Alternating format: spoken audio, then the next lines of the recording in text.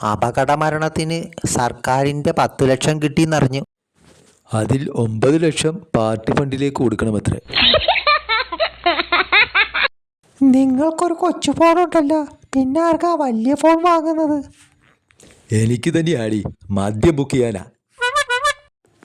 നാട്ടെ ഒരുത്ത കുറേ നേരമായി വീട്ടിലേക്കുള്ള വഴി ചോദിച്ച് വിളിക്കുന്നു.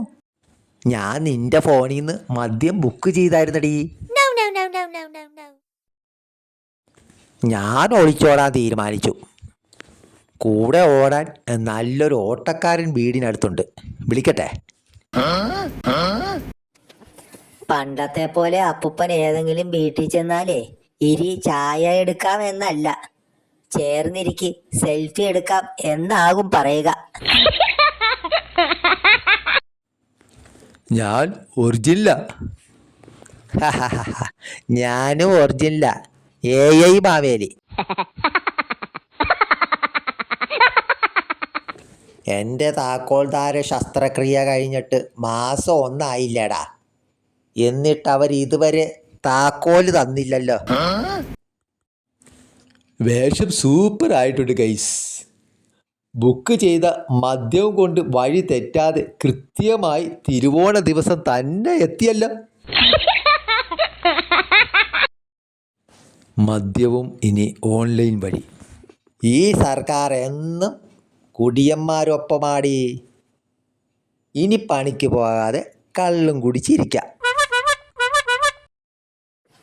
ഇങ്ങനെ കഴിക്കാതെ സ്പിരിറ്റ് അല്ലേ ഈ അകത്തേക്ക് ചെല്ലുന്നത്?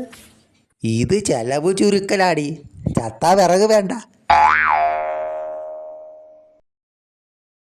ഓണത്തിന് 2 മാസത്തെ ക്ഷേമ പെൻഷൻ. ഇലക്ഷൻ വരുന്നു. ഒരു കടങ്കഥ. കാള പെറ്റെന്ന് കേൾക്കുമ്പോൾ കയറെടുക്കും. ഉത്തരം സോഷ്യൽ മീഡിയ. ഒത്തുതീർപ്പ് കേസിന് ഇന്നാണ് ഈ പോലീസ് സ്റ്റേഷനിൽ പോകേണ്ടത്. വരാൻ വൈകിയാൽ ശവപ്പെട്ടിയും പ്രീത്തും ബുക്ക് ചെയ്തോണേ. വെളിച്ചെണ്ണക്ക് വില കൂടിയിട്ട് എന്താ സമരം ചെയ്യുന്നില്ലേ? അതിന് പെട്രോൾ അല്ലല്ലോ.